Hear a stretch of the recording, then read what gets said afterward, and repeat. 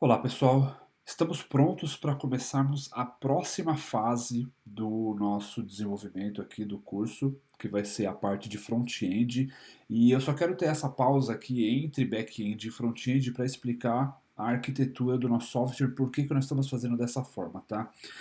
Basicamente existem aí pelo menos três modelos diferentes quando você quer entregar um software full stack para um cliente, mesmo que o cliente seja você mesmo, aí seja o seu próprio portfólio. E eu quero mostrar os três e mostrar por que eu escolhi o que eu escolhi, tá bom? Então, um deles é esse modelo aqui, ó, é um modelo isolado, onde a gente tem o cliente em um HTTP, você vai subir ele para um servidor específico, você tem o back-end, o banco de dados em outro servidor, e você tem os serviços aí na internet. Esse aqui é bastante conhecido, existem muitos cursos por aí que ensinam esse modelo, onde você cria um aplicativo para o front-end, é um aplicativo totalmente independente.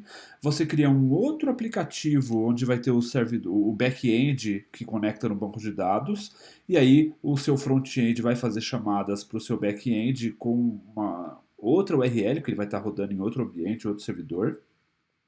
Geralmente o banco de dados pode ficar junto do back-end ou ele pode ficar na camada de serviços, aqui não tem diferença. A grande diferença está entre a camada cliente e servidor. Então, dois aplicativos separados, são duas pastas que você criaria no seu computador, dois GitHubs separados, um para cuidar do front-end, um para cuidar do back-end. Eu até gosto dessa estrutura, mas não seria legal para o nosso curso, porque teriam dois GitHubs, seriam dois aplicativos separados, a gente teria que falar, olha, agora eu estou indo para o aplicativo tal, os dois aplicativos no ambiente local teriam que estar rodando ao mesmo tempo. Então, para o aprendizado, digamos assim, ficaria um pouco mais complicado. Tá? Mas é uma arquitetura legal porque você pode escalar só a parte do front-end, só a parte do back-end. Então, ah, funciona, tá? Ele é bastante utilizado aí no mercado. O segundo modelo, ele já tenta unir um pouco as duas coisas.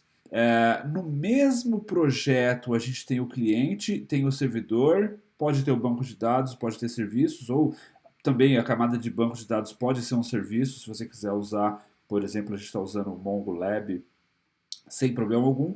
A diferença é que, embora eles fiquem no mesmo projeto, eles são separados, cliente e servidor. O que significa que você teria a mesma pasta do seu projeto, você teria um diretório para o front-end, um diretório para o back-end, porém você teria que inicializar um servidor para os dois, mesmo eles estando na mesma pasta. Tá? Esse é o modelo aqui que eu chamei de modelo conjunto, aqui está errado, é modelo em conjunto. Bom, enfim, não faz diferença. Então a gente teria na mesma pasta, no mesmo diretório, os dois projetos, porém rodando em versões de servidores diferentes. Tá? Eu teria que inicializar o servidor do front-end, inicializar o servidor do back-end e falar para os dois se conversarem. Já ficaria mais fácil para o aprendizado, porém ainda teria o inconveniente de você ter que ficar rodando servidores diferentes. Então, o seu terminal teria que ter duas abas diferentes, uma para você inicializar a aplicação em Node e uma para você inicializar a aplicação em React, tá? Mas já é uma coisa mais próxima do que a gente está fazendo. E aí vem o terceiro modelo, que é o nosso, tá? Então eu tenho o cliente e o servidor no mesmo aplicativo, eu só preciso rodar uma vez e os dois vão se falar.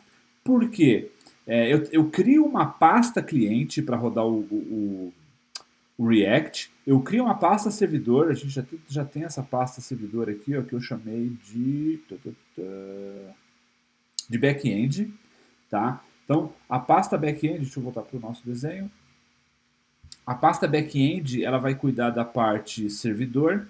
Eu vou ter uma pasta client que vai cuidar da parte do front-end, porém ele é um aplicativo só. Eu não preciso ficar rodando os dois aplicativos ao mesmo tempo, porque eu vou gerar build do front-end e o servidor vai conseguir enxergar ele como um arquivo estático, tá? Quando a gente for colocar na Heroku. Eu vou ficar. Oh, perdão. No comecinho do desenvolvimento eu vou até fazer dessa forma Aqui tá para a gente ter os dois rodando em conjunto, porém eu vou usar uma biblioteca que evita o inconveniente de eu ter duas abas no nosso terminal rodando, mas no final, quando a gente fizer o deploy, ele vai virar esse cara aqui, tá? Isso aqui é chamado de monorepo, onde eu tenho o cliente servidor em um único repositório rodando no mesmo servidor, tá bom? A Heroku consegue fazer isso tranquilamente, a gente só tem que colocar mais um parâmetro na hora do deploy. E eu tenho o banco de dados e serviços, se eu quiser conectar com qualquer outra coisa. No nosso caso, eu vou querer conectar com uma planilha do Google, então eu chamei aqui de camada de serviços. Eu não tenho um banco de dados específico, meu banco de dados é um serviço também, tá bom? Então eu só queria mostrar aqui que existem arquiteturas diferentes e que a gente pode optar por uma delas, e a gente optou pelo modelo conjunto 2 aqui, foi o nome que eu dei. A gente começa com esse e acaba migrando para esse aqui no final, quando a gente começar a fazer o deploy. E a gente vai ver isso na próxima aula. Então, a gente vai criar, a gente já tem a pasta do servidor, a gente vai começar agora a criar a pasta do cliente para fazer toda a parte front-end do React. A vantagem é que qualquer chamada que eu faço do meu cliente para o servidor vai ser um arquivo estático, o arquivo já vai estar disponível, então as chamadas são muito mais rápidas para serem atendidas. Tá? Teoricamente, um pouco o lado negativo desse ponto aqui, dessa estrutura, é quando você tem muitos desenvolvedores, eles vão estar trabalhando no mesmo repositório, a chance de ter conflito é um pouquinho maior, tá? Do que seria esse aqui. Esse aqui são aplicativos totalmente independentes, eu posso ter times trabalhando aqui, e não dá conflito entre um e outro. Mas eu gosto, para didática e para o uso, para produção, etc., eu gosto bastante desse modelo aqui. Então é isso que a gente vai seguir daqui para frente, ok? Só queria mostrar esse parênteses. Próxima aula a gente cai no React, prometo. Agora sem enrolação. Próxima aula a gente já instala e começa a usar o React. Vejo vocês daqui a pouquinho.